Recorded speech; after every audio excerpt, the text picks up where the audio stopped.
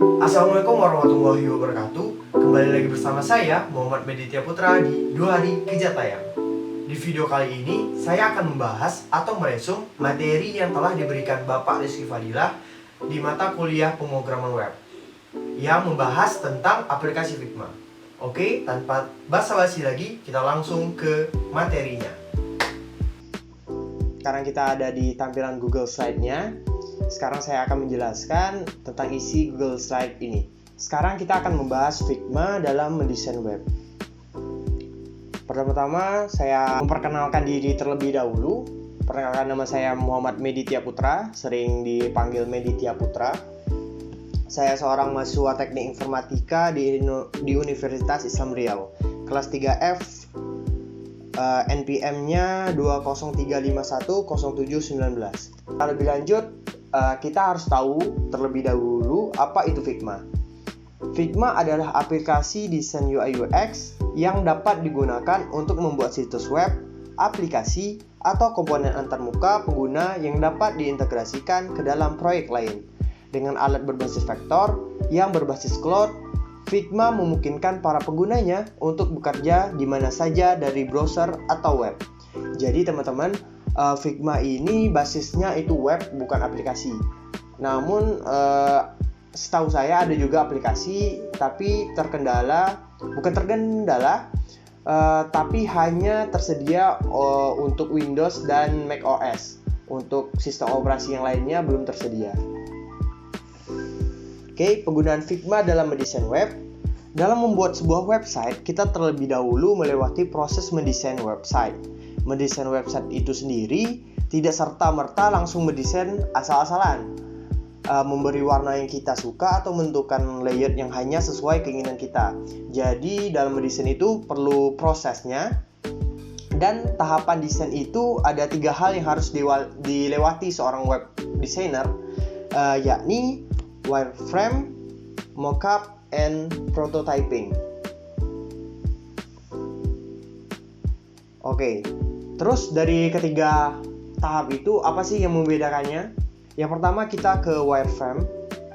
Wireframe ini adalah sketsa kasar yang menggambarkan sebuah web. Wireframe bisa digambar secara manual dengan pensil atau pulpen di atas kertas. Dan wireframe ini tidak berwarna dan hanya merupakan kerangka dari ide yang akan dikembangkan. Singkatnya, wireframe ini sebelum kita lebih lanjut itu kita gambar-gambar dulu, kita sketch dulu, kita sketsa bagaimana tampilan desainnya, layoutnya. Jadi masih kasar hitungnya. Lalu ada mockup. Dibanding wireframe, mockup menampilkan user interface yang lebih jelas beserta rincian visual lainnya. Perbedaan wireframe, mockup, and prototype tidak terlalu jauh, hanya saja tingkat detailnya berbeda-beda.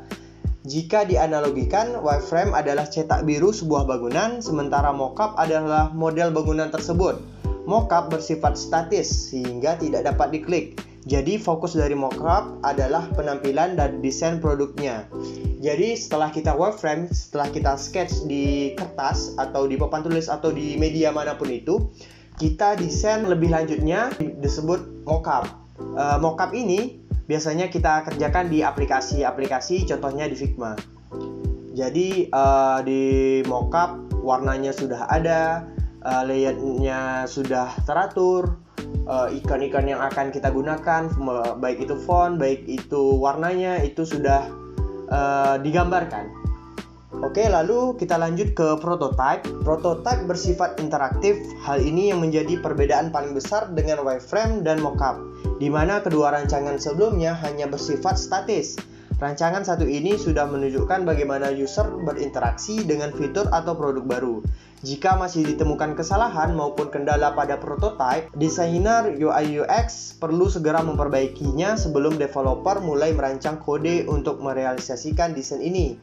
Prototype penting karena menampilkan rancangan produk yang realistis.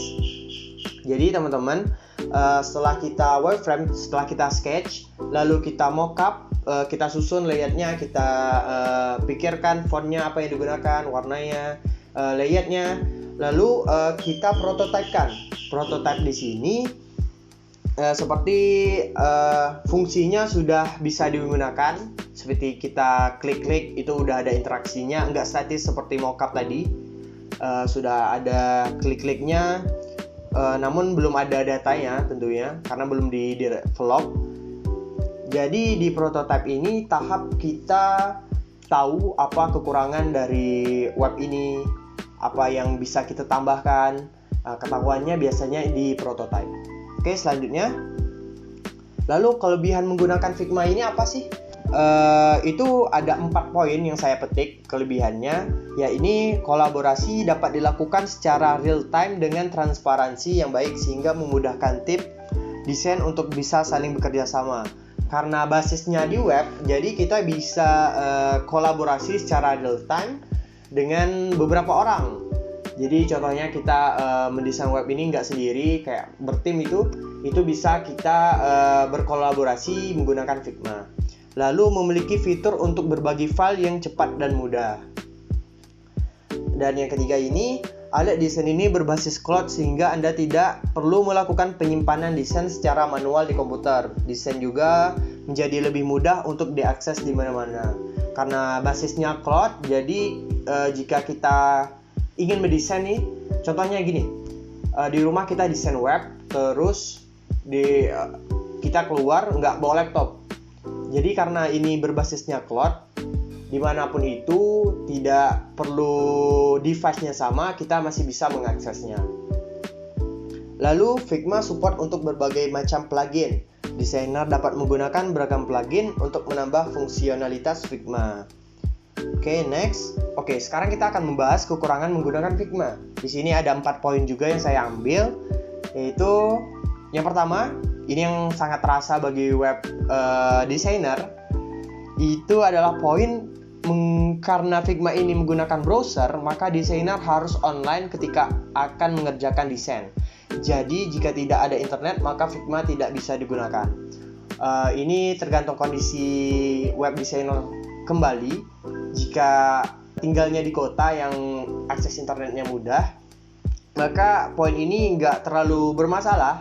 Namun jika kita web designer yang tinggalnya agak terpencil, yang internetnya agak susah, ini menjadi poin yang sangat memberatkan web designer. Lalu yang kedua, membutuhkan Intel HD grafik 4000 atau lebih. Ini speknya. Yang ketiga itu local change dapat mempersulit desainer untuk melihat perubahan atau pembaruan desain. Lalu anggota tim hanya bisa mengakses file ketika desain sudah diunggah ke library sehingga dapat mengakibatkan delay. Jadi sebagus mana sistem, sebanyak mana kelebihan sistem, pasti masih ada kekurangannya. Oke, selanjutnya di sini ada free web property vector. Itu merupakan kayak propertinya supaya desain lebih menarik. Di sini saya cantumkan beberapa website yang memberikan akses gratis untuk vektor-vektornya. Itu ada OpenDoodles, OpenPips, Stubborn, Usemesh, Drawkit, Illustration, Minipixel, dan masih banyak lagi. Lalu ada useful plugin in Figma. Ini plugin yang bisa memudahkan kita dalam bekerja. Ini ada beberapa yang saya cantumkan, yaitu Random Name Generator, Autoflow, Color Filter, Isometric, Rename It, Split Shape, Find and Replace, Map Maker, Spell Checker, dan masih banyak lagi. Teman-teman bisa searching lebihnya di Google atau di manapun itu. Oke, sekian pembahasan dari saya dan terima kasih. Oke, sekian pembahasan dari saya. Mohon maaf apabila ada kesalahan kata ataupun informasi yang saya utarakan di video kali ini. Terima kasih untuk menonton video kali ini. Saya ucapkan wassalamualaikum warahmatullahi wabarakatuh.